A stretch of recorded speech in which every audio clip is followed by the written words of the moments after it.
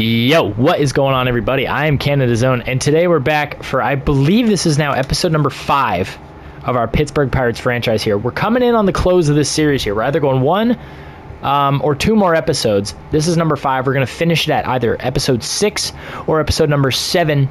And I have a couple ideas going forward about some videos that I can do to still incorporate MLB because, as I've stated before, it is my favorite sport.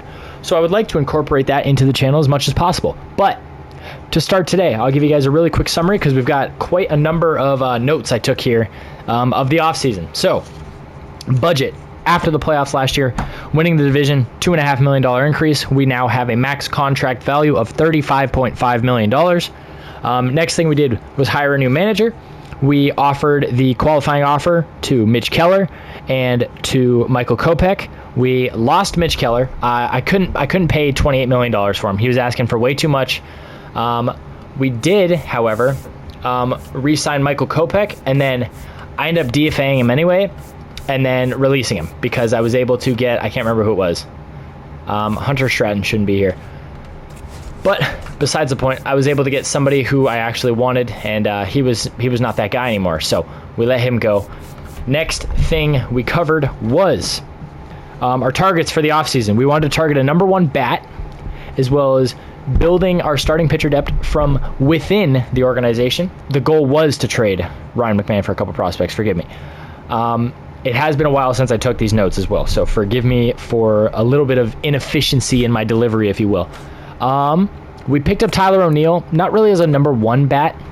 I tried to sign a couple other guys, but I saw 26 homers for 1 year at 17.5, and I was like, you know what? Screw it. If we can get him to come here and hit 20 to 25 homers and drive in 65 to 70, I think that's a great guy for the middle of our lineup. Next thing, Brian Reynolds is still here, looks really, really good. No regression has hit him just yet. He's got, 3 years left? 3 years left on his deal. Next thing we've got to cover is finding a solution for the possible regression of Brian Reynolds, O'Neill Cruz, and Ke'Bryan Hayes. As of right now, we're okay with Brian Reynolds. O'Neill Cruz was injured, so he dropped a couple overalls. And Ke'Bryan Hayes still looks good.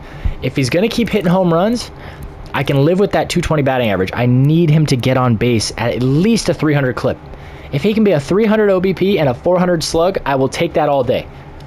But if he's going to keep regressing, I don't know how much patience I have with him because there are better third basemen in baseball right now. And I know he's a homegrown guy and they extended him and everything, and he used to be this valuable young piece, but he's 32 now.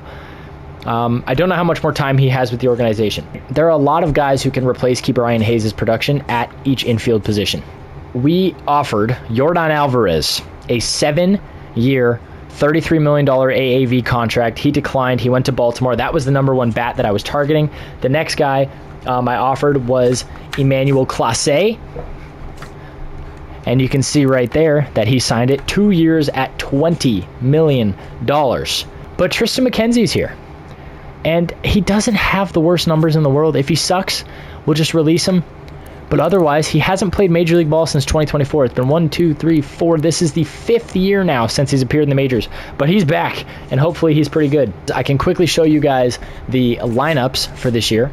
Forgive me, and the pitching rotation. We've got Skeens, obviously, opening day. Jared Jones, Bubba Chandler, Hunter Barco, Tristan McKenzie as the 5, Carmen Mlodzinski as the long relief man, AJ Puck, Keegan Aiken, Joey Wentz as your mid relievers, alongside Hunter Stratton. He's got a short leash. Jason Foley, Yohan Duran, Emmanuel Clase as your big arms in the late innings of a game. For your lineups, though, versus righties, we've got the young gun Kevin Sargent leading off, Christian Campbell batting 2, playing second, CJ Abrams batting 3rd and DHing, O'Neill Cruz batting 4th and playing center, Drake Baldwin batting 5th and catching, Brian Reynolds batting 6th and playing right field, Chase Mydroff batting 7th and playing short, Tamar Johnson batting 8th and playing left, and Ke'Bryan Hayes batting 9th and playing 3rd. Versus lefties, Kevin Sargent, again, leading off playing first. He's the everyday first baseman this year. Tyler O'Neill now jumps into the lineup, playing left field and batting second. CJ holds a spot, DHing, batting third. O'Neill Cruz, same thing. Brian Reynolds, same thing. Chase Mydroff jumps up a spot, still playing short, but he's now batting sixth. Ke'Bryan Hayes jumps from 9th to 7th, starting at third base. Christian Campbell goes from the 2 spot to the 8 spot, still playing second base. And Drake Baldwin goes from the 5 to the 9 hole. Guys off the bench, Andy Rodriguez, Ryan Clifford, who is not panning out for that contract right now, unfortunately. First game of the year, Skeens versus Logan Webb. And we lose 3-1. Paul Skeens. Only 4 innings. That's no good. They've got 27 guys in AAA. Don't know why that's the case. Fix those lineups. Let's see what they did to him. Tony Blanco down to Class A. Trey Gonzalez down to AA. That's fine. We can live with that. Back to the sim. Jared Jones, Taj Bradley. We do win that one. I didn't see by how much. 8-0. Bubba Chandler, Griffin Canning. Boom, 7-3. Hunter Barco. Okay. Tristan McKenzie, first start in the bigs in 5 years. He gets shelled. Paul Skeens and Walker Bullets get some redemption here. Please. Oh my gosh, we won 10-8. I love it. Skeens doesn't get the win, but who cares? He gets a no decision at least. Simulate these first couple days here. Beautiful. We are 5-4 to start. Not the best thing in the world, but the NL Central is not very strong. We are still very much in contention through the first week and a half of the season, if you can believe that. But all we're going to do for now, I'm going to simulate, do the scouting, do all that stuff, catch up with you guys at the draft. We'll go through the All-Star break, extensions, into the stretch of the regular season through September call-ups and all that. And then we're going to hopefully jump back into this postseason here and be competitive again. So I will see you guys in just a second. Alrighty, fellas. We are here at the 2029 first-year player draft. Now, I've got a couple prospects I've got to go through and add to my draft board here. We've got to look at scouted. I've got Alex Garcia. I'm going to go through my starting pitchers first. Alex Garcia is my number 1 player. Okay, so I scouted a guy named Darryl Hill, who could be there, should be there.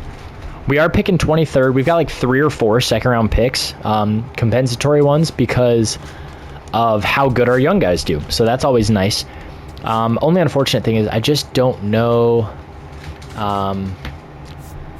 what we're going to do with these picks, because we've got like, 8 picks? 8 guys we've got to select here. So we're going to sim. Hopefully Alex Garcia is still there. This is my number 1. He's a lefty-lefty. Out of the Dominican Republic. He throws fastball, slider, change, and a 2-seamer. He's got some pretty decent per 9s on him already. Control's a little wonky, but the velo's there. The arm strength and accuracy is there. His hits per 9, strikeouts per 9, walks per 9, home runs per 9. His stamina's all good. We're going Alex Garcia. Hopefully this isn't a whiff of a pick. Wade Esquivel, everybody's gone. Everybody's gone. Marcelo Franco is a guy who we have ranked 33rd. So we're going to take him now before we lose him. So at least we get 2 guys off our board. And then Alexis Medeiros is there. We have him ranked 94th, and we're picking 63rd. So let's take a peek here. What is... Oh, boy. You know what? Let's take a flyer on Keith Rivera. You never know. Brooks Corona, 5'10", 175. He looks ridiculous, but he's going to be injured. So who knows? Maybe we take a gamble and it works. Who knows? Okay, well, the reliever that we had scouted is now gone. Not the worst pitch mix in the world. But, okay, so hopefully we hit on our first pick, because otherwise this is going to be a really bad draft for us, and that's going to suck. And I'm going to feel bad because I thought I was actually doing really good. I don't know. It's 100% my fault. I just can't figure it out. Take Chris Bruno here with, I believe, our last pick, and it is.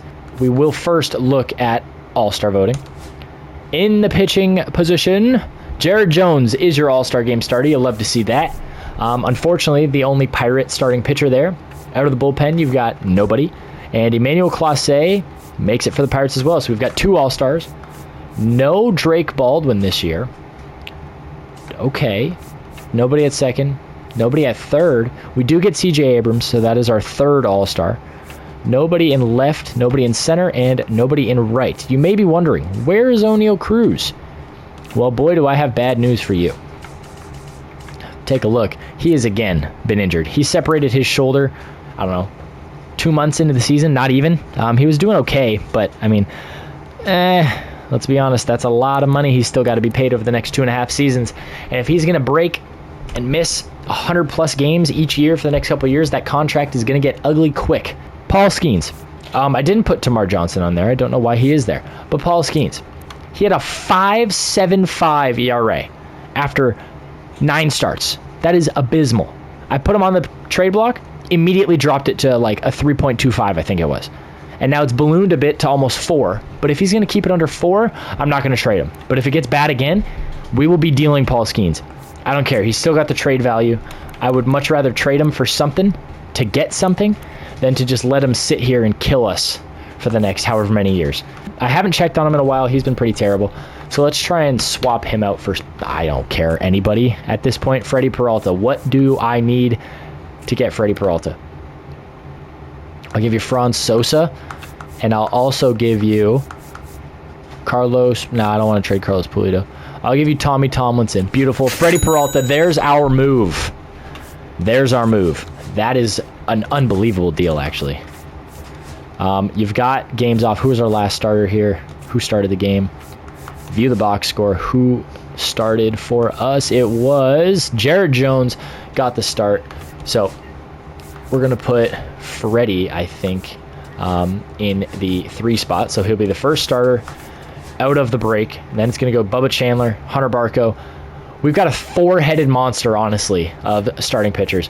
So those are our guys for now. Let's sim these draft picks together. Freddie Peralta, there's your blockbuster. Freddie Peralta, 5 years left at $29 million. We're not worried about it because Bob Nutting, he spends money now. Bryson Stott goes to the Royals for some more prospects. We've got a day to sign draft picks. Let's try and get this out of the way. Let's see if we can sign Marcelo Franco. He declines. That's all right. We're going to wait on him because we've only got a couple $1,000,000 left to spend. So I'm going to go all the way up through here. I don't think we could be doing much better than we already are. How much bonus? Okay, I've got $2 million to spend, so I'm going to try and get him cheaper.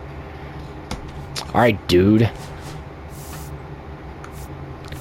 Coin flip. All right, we get Bruno. Coin flip as well with Duarte. We get Duarte. Last guy on the board is still Marcelo Franco. We've signed 7 of 8 prospects to this point. Let's look at the contract extensions, actually. Can we get any out of the way with any young guys? Bubba we've still got for a while. Do we try and lock up Kevin Sargent to an 8-year deal? Get him till he's 29. This is going to take a while to scroll here, so let's knock this down just a tad. Let's see if we can actually see some progress on the old pinwheel here as we're going through it, because I love these deals that the Braves kind of like invented, really, where you sign young pieces like a Michael Harris, like an Ozzie Albies, like a Ronald Acuna, to these bridge deals where these guys are going to now become free agents when they're 28, 29, 30 years old. Let's do 7 years. Let me drop that AAV. A significant amount. He'll be 28 when this deal expires. If we can get him at 13.2, I think that would be spectacular. Sign it. Okay, I'll go to 94.5. I'll go to 95. I'll go to 96. Sign the deal, Kevin. 96.5. 97. Hey, there we go. We get him at 13.9 for the next 7 seasons. Spencer Horwitz is in AAA. Not really a difference maker for us anymore. Love that he's doing well, but $2.9 million. He's got arbitration still. We're not worried about it. Hunter Barco, do we believe in the Bark? I don't think so. Anybody else? Tyler O'Neill, how's he been? I haven't checked. 11 homers, 30 RBIs. Not the best numbers in the world, but he's got a 730 OPS almost. He's slugging a 400. It's below his career averages, but he's not playing in the Crawford boxes. I mean, Baltimore, he did have a big-time slugging percentage, but Boston, obviously, his biggest year. St. Louis, one of his biggest years, a slugging of 560. Tamar Johnson is a guy I would consider re-signing, but only if I'm getting year 2 or year 4 Tamar Johnson every year. I can't have year 3 Tamar Johnson. And if he's going to go for that much money, if I can get him under, if I can get him under $16 million, which it's not going to happen, I would be very willing to do a deal. 103? You know what? Fine, Tamar. I'm not interested in signing you back right now. Quick update on the guy's stats before we get going here. We will view the draft picks together. Paul Skeens is struggling again. Jared Jones has been great. Freddie Peralta is great. Bubba Chandler is great. Hunter Barco is great. Carmen is struggling a little bit in the long relief. AJ Puck is finally falling apart. Keegan Aiken's been great. Joey Wentz. What the hell happened to Joey Wentz? He's shooting roids. He's cut his career in half. More than. Kyle Nicholas called him up on a whim to replace Tanner Rainey, I think. I can't remember. But he's up, and he's been great. Jason Foley's been great. Yohan Duran has been really, really bad, actually. Youch. Emmanuel Clase, stud. Aside from that, are there any takers on Yohan Duran, potentially? Like, who's got an elite closer? What's Josh Hader doing? I mean, he's not bad. I'm not opposed to Josh Hader. Baltimore. We've become pretty good friends to this point. There you go. Welcome to Pittsburgh, Josh Hader now. We're wheeling and dealing in this 5th episode here because I want to win another World Series title. I'm tired of only getting one early in the rebuild, getting our money, and then just getting comfortable. What's the hell is this point? We simmed through the trade deadline. I've got no more deals to make. Those are 3 very large moves that we have made now. The deadline to sign draft picks is today. We're going right past it. Let's see. View the draft picks. Alex Garcia. He's an 88, but he's pretty good. 18 years old, 67 overall. He'll be to the bigs pretty soon. Marcelo Franco was pretty good as well. Keith Rivera was all right for a guy that we had no scouting on. Brooks Corona was pretty bad, but we can live with it. And then everybody else was kind of about average. But I like our top 2 picks. I think we did a pretty good job. A guy who's a scouted between a 74 or 79 and a 94, producing at an 88 is pretty good. Marcelo Franco, same thing. Let's take a look. Let's see Diego Matos and Wade Esquivel, where they ended up. Where did Matos end up? Where's old Diego Matos? I'm curious what he actually ended up being. Unless he didn't get signed, which would suck. Or he doesn't exist. Diego Matos. Oh, there he was. Okay, he was an 82, so we hit on our guy. And then what is Wade Esquivel sitting at? Wade Esquivel was a center fielder. Who's had a center fielder? Nobody there. Nope, that's Francisco Carlos. Ashton Maloney. Jason Carroll. Nope. Where is he? Where's Wade Esquivel? There he is. Okay, he's an 87, but no bat. All speed, all fielding. So maybe we did hit on our pick. Maybe that was as good as it was going to get. Let's look at Alden Stahl, the left fielder that we had on our board as well. Try and see if we can spot him. And then if he's not better than Alex Garcia, I'm going to say this is a win of a draft because it looks like it was a weaker class by the looks of it. No generational talents that I have noticed to this point. Alden Stahl, though. Where is Alden? Nope. Where is he? He's a left fielder. Nate Albus is there. Alden Stahl. He's a 92, so he was pretty legit. But again, he's a defense/speed guy. So maybe we did win in this draft here because we might actually have done okay. So I think now what I'm going to do is go to the end of the regular season. We're going to look and see how this team finishes out. We're on pace for the mid-90s, upper 90s in the win column this year, which is beautiful. I didn't mean to enter that game, so I guess I'll see you guys when we get to September call-ups or at the end of the regular season. So I will see you guys in just a second here. Ladies and gentlemen, we have arrived at game 162. We have beaten the brakes off of the Milwaukee Brewers. We clinched our division long ago. 102-60 season, a 10-game victory in the division. We will be getting the wild card round. We've got some awards, possibly some league leaders. We are the 1 seed in the playoffs, that is for sure. We're going to check standings first. 102-60 won us the Central. 83-79 wins you the East. That's crazy. The 6th team, the Phillies, get in at an 81-81 record. Dodgers lose their division. I did not expect that, but the Giants and them both split at 98-64. The Reds were 92-70. You guys saw the NL East. Yikes. The Mariners, Athletics, and Yanks. The Yanks got in at a sub-500 record. The Rangers win the AL West, 89-73. The Mariners and A's both tie 85-77. Tigers beat the crap out of the AL Central with a 102-60, and the Orioles 97-65 win the East with the Yanks, like I said, just behind them at sub-500. League leaders. Paul Skeens leads the league in strikeouts with 190, and CJ Abrams led the league with 141 RBIs and a 597 slug. So let's see this so far. Batting average on the year. Batting title goes to Willy Adames. Most hits goes to Willy Adames. CJ Abrams right behind him at 189. Corbin Carroll and CJ Abrams have the most at-bats in baseball. Corbin Carroll hits 42 doubles. Trey Turner hits 12 triples. Shohei Ohtani hits 52 homers to beat out CJ Abrams by 1. Did he pitch? He did pitch. Oh, 4-3 though. CJ Abrams leads the league in RBIs. Did he lead? Oh, he led all of baseball in RBIs. Cool. Runs scored, CJ Abrams, 4th. Stolen bases, it's not really our game. Walks, not really our game. Nor is on base percentage. Slugging, though, CJ. Oh my God, Riley Green's a 638. OPS goes to James Wood. CJ at a 936. He finishes 5th. Wins on the year, not really our speed. We didn't really have many pitchers. Jared Jones, the least amount of losses in baseball. Saves. 60 saves. Brian Hudson. My goodness gracious. Emmanuel Clase had 49 for us in 53 attempts. ERA, not really our speed this year either. Clark Schmidt allowed the least amount of homers, it appears. Shutouts, only 1. Wow. Okay, interesting. Strikeouts, Paul Skeens, like we had said, who's on the aisle, by the way, for another 2 months. We'll go over that in just a second here. Complete games, also 1. Innings pitched, Logan Gilbert with the Dodgers. Walks allowed. Jared Jones, 36. Excellent control in the season. Whip, also Jared Jones, a 107. Love it. Framber Valdez, Paul Skeens. Pitching war for us, Mitch Keller in New York. I did not have the money for 3 years, 28, but he was so freaking good with the Mets. Batting war, Drake Baldwin, a 6.4. Anybody else? CJ Abrams, a 5.5. A 4.8 for Tamar. Anybody else? Ke'Bryan Hayes, a 3.9. I don't mind that. Anybody else in the top 50? Let's see. O'Neal Cruz, a 3.2. Christian Campbell, a 3.1. And that is all. So we have 4 or 5 guys in there. I can't remember what it was. For the awards, though, CJ Abrams actually pulled off the MVP. I thought they were going to give it to Shohei. So he's got 2 MVPs in the last 3 years now. Cy Young, Jared Jones finishes 3rd. Very close. We're yet to get one of those. A batting title, we don't get it. Emmanuel Clase finishes 2nd in the Reliever of the Year award. Hunter Barco and Kevin Sargent finished behind Ken Benton, who had, the best rookie season out of the 3 guys there.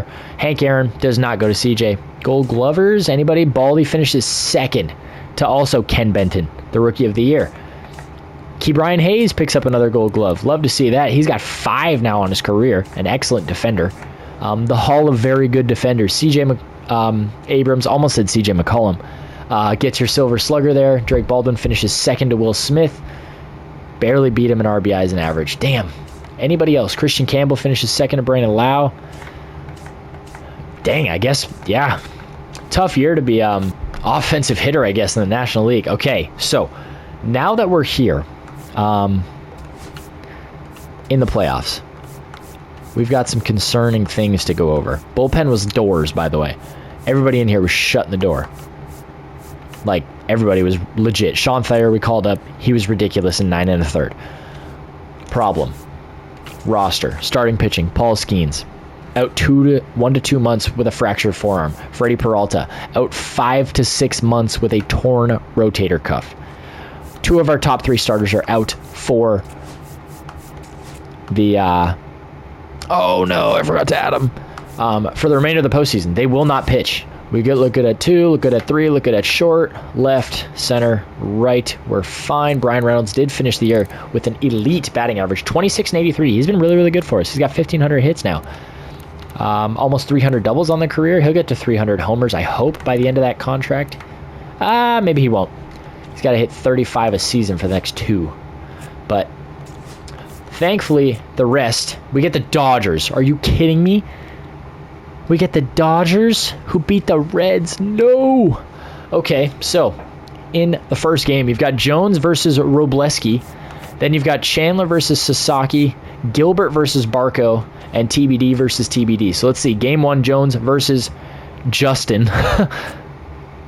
And we've got too many pitchers, apparently. So I guess somebody's got to go down. So let's remove... Who do we get rid of here? I think we're going to remove, what's his name? Carmen Loginski. Remove from playoff roster. Somebody's got to be added. So I guess we'll add old Cliffy back to the roster. Add to playoff roster. There you go. Go back to the starting pitchers. And I think, we're going to remove Loginski or Ashcraft. Let's remove Ashcraft. We'll add... okay. There we go. Let's see. Jones, Robleski. We win 4-3. What a duel. Oh. Chandler versus Sasaki. We win 6-2. Hader shuts the door in the 9th. Landon Knack blows it there. Barco versus Gilbert. The number 1 versus the number 4. We lose 8-3. Gilbert shut us down. Ohtani versus Madden. Close it, Emmanuel. Oh my God, we shut the door on him in the 9th there with them threatening. Giants, you've got Jones, Glass now, Chandler, Singer, Barco and Stone and TBD versus TBD in the NLCS. Tyler Glasnow versus Jared Jones. We lose 5-2. Emmanuel Clase got lit up. Singer versus Chandler. Okay, a 9-6 victory. That's big as we head to San Francisco. Barco versus Stone. We lose 5-3. Birdsong versus Madden. We lose 3-1. Jones versus Glasnow. And we get eliminated. We get shut out 7-0. Tyler Glasnow killed us. Oh, and the Giants are going to face the winner of the Tigers and the Orioles. And they get the Tigers.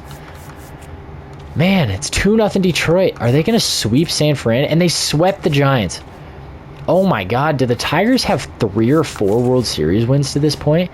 Riley Green, another World Series MVP. Or his first, I guess. But now, playoff MVP. It's gone to Riley Green, Trey Sweeney, and Brian Reynolds. I believe the first year was also a Tiger. And then over here, look at that.